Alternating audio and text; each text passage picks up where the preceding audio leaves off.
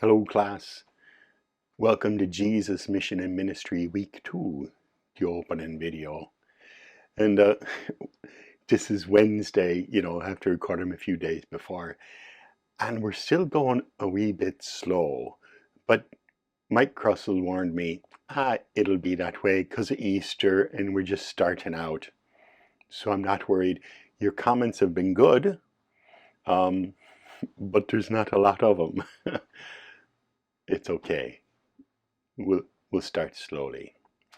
So this week we're talking about the Beatitudes, and James Martin's chapter in here is very good, so I don't feel like I need to say a lot more about that.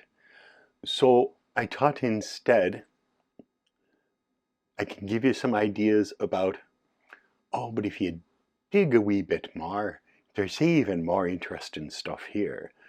So I'm gonna dig a little stuff I found in commentaries and such over the years about some of these essential teachings, and to say, but once you think about it this way, there's even more there. So I'm going to let James Martin do here's the mainstream understanding of these things, basic Jesus teachings we find in Matthew chapter 5. And this video will be just a food for thought, fun thoughts. Or at least I think they're fun. I'm weird that way, So we're going to start with near the end of the chapter. Jesus says, "You have heard that it was said, an eye for an eye and a tooth for a tooth. But I say to you, do not resist an evildoer. But if anyone strikes you on the right cheek, turn the other also. And if anyone wants to sue you and take your coat, give your cloak as well. And if anyone forces you to go 1 mile, go also the 2nd mile. Give to everyone who begs from you, and do not refuse anyone who wants to borrow from you." It's a hard way to live. Give to everyone who wants. The world's a big place. There'll be a big line there. So, what's going on here? Well, I don't know. I'm not as good a Christian as I'd like to be. But here's some things I do know. So, of course, an eye for an eye. You've heard an eye for an eye, for a tooth for a tooth. Old Testament, it's the idea that don't escalate wars and arguments between clans, feuds. Just, if they do this, you do that much, not more. Stop there. But Jesus is saying not good enough. Don't resist an evildoer. So if anyone strikes you on the right cheek, turn off from your left. Well, if somebody strikes you on the right cheek, then they are right-handed. They're slapping you. You see, a strike on the right cheek is a backhand slap. If somebody does that to you, turning off from the left to say, "Oh, you're going to slap me? What, you're going to shame me? Oh, shut up." No, go ahead and hit me full on. On the left cheek, it's full on. If that's what you want, I'm not intimidated by your violence. I just accept it. Or if anyone wants to sue you and take your coat, give your cloak as well. What? You want my coat? Here, let me give you my outer garment as well, and I'll stand here in my altogether. Is that what you want? You want everything I have?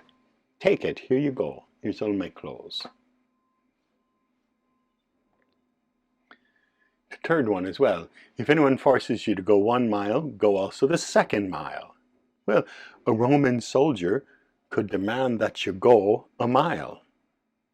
Anyone, he could demand you carry my things for 1 mile. If that happens, don't fight it. Go the 2nd mile. Say, You're not taking anything from me. I give that to you and another one as well. It's a way to say, your violence does not provoke my violence. And your violence is not what drives the world. I give you freely even more. It's to diffuse the violence. Now the trouble is, we're in a war right now that could escalate at any moment into a nuclear holocaust. Should the Ukrainians just turn the other cheek? You want this city? Take that one as well. We won't stand in your way. I don't think so. And the Catholic Church has a tradition of saying it's okay to fight against unjust aggressors, called just war theory. You can never be, in modern warfare, you can never be the aggressor. That's never permitted anymore, just because with nuclear weapons, things get out of control too quickly. But you're allowed to defend yourself within reason. But that doesn't seem like turn the other cheek.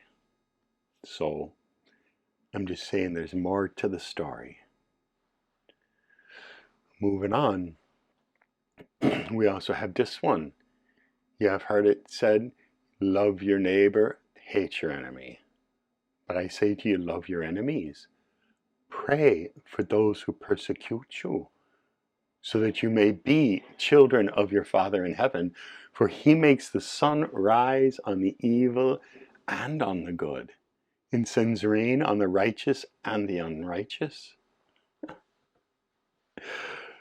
But we forget that. We think that God rewards the good and punishes the evil. Oh no, the sun rises on us all. And when it rains, everyone gets the rain. So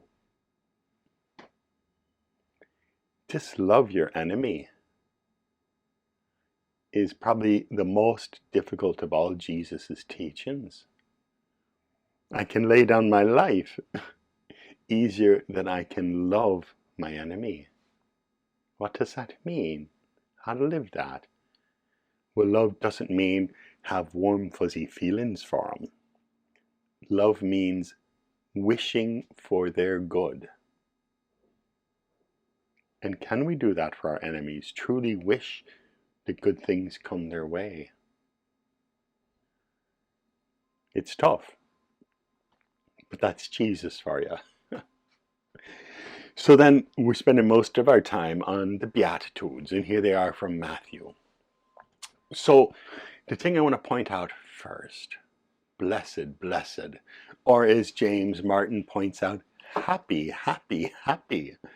This is ways to be happy in ways that we usually don't think of people these things bring in happiness, but in fact they do. But also notice that for these things, happy are you though you're like this, or because you're like this now, you will in the future be blessed in this way. Get this blessing. It's not as obvious for the first one, but the second one, blessed are those who mourn, for they will be comforted. God will do that for them. So then we can go back to the first, blessed are the poor in spirit, for theirs is the kingdom of heaven.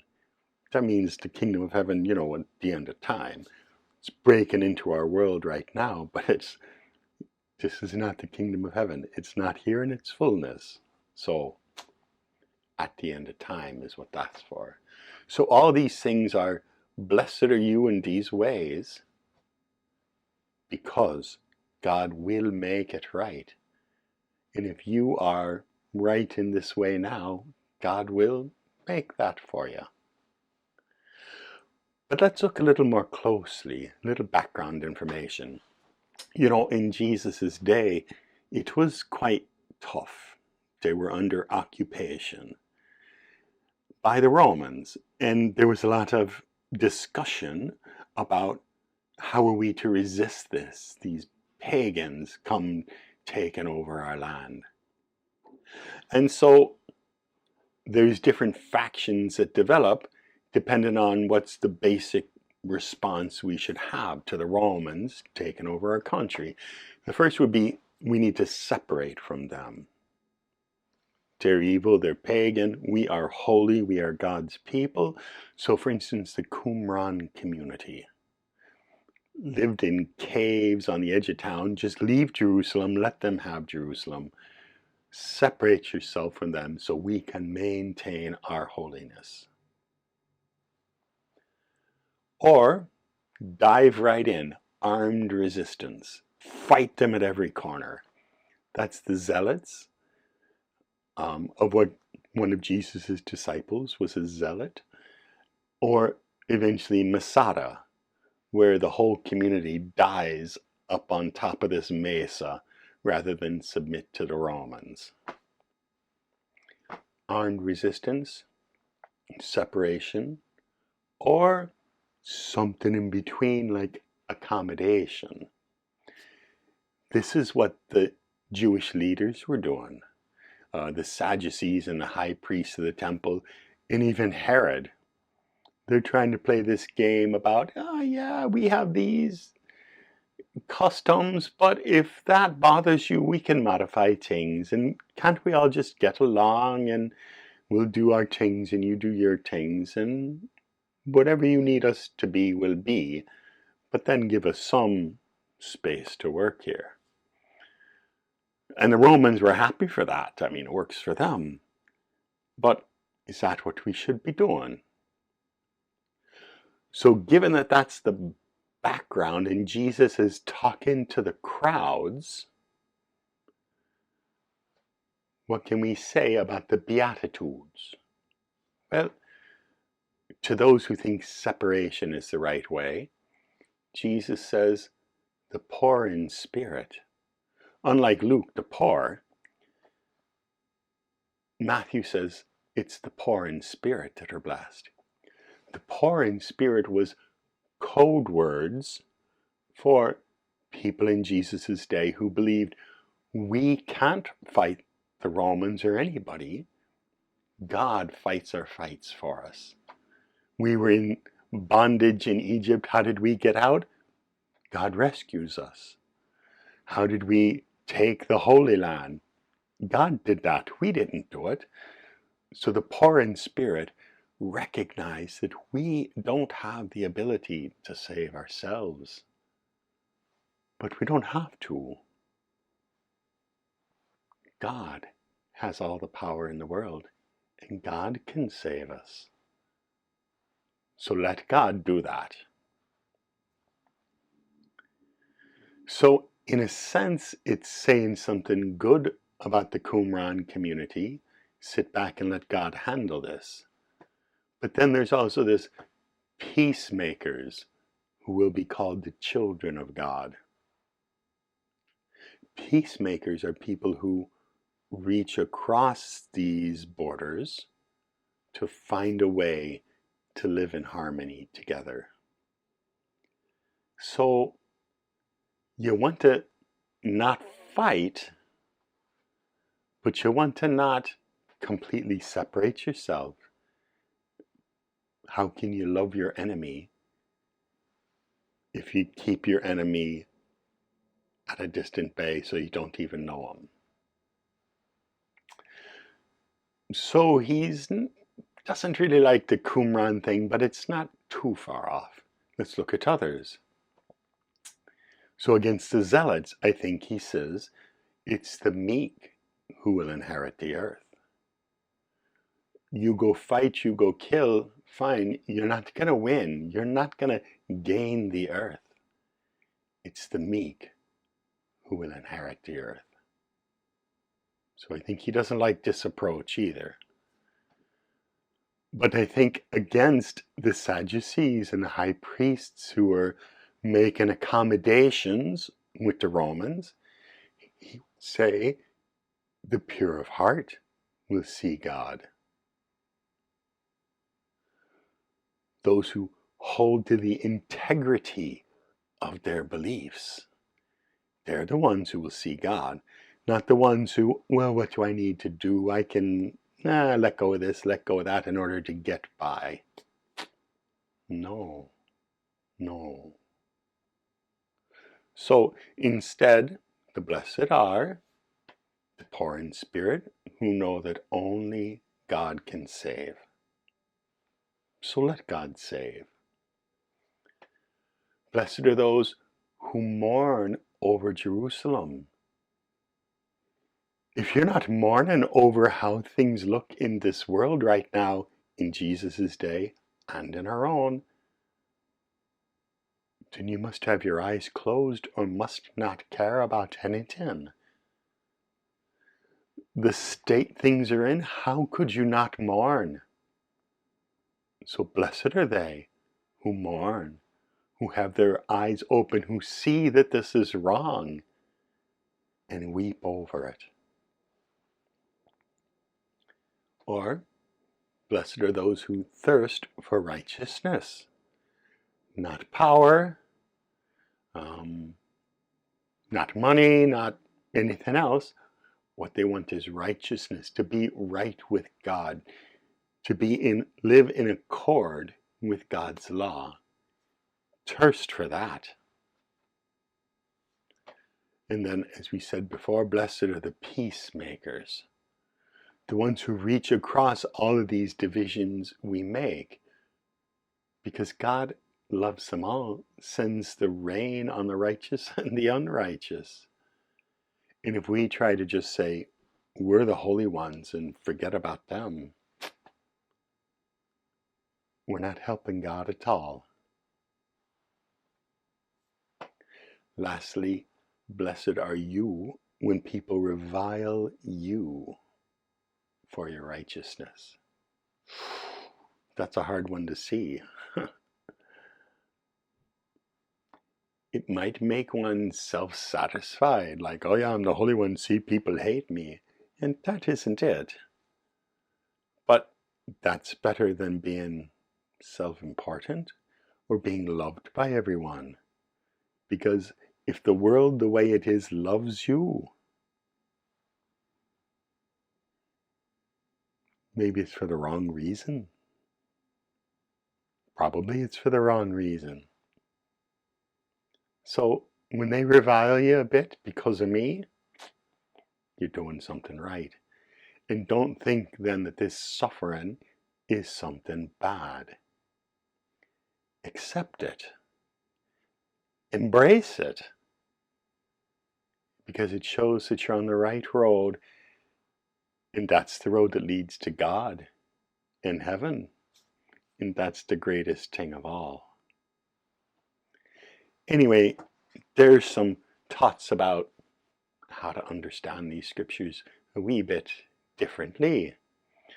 Think about it if it helps. If it doesn't, well, that's why I gave you good reading. Trust James Martin. It's a great book. God bless you, and I'll see you in the comments.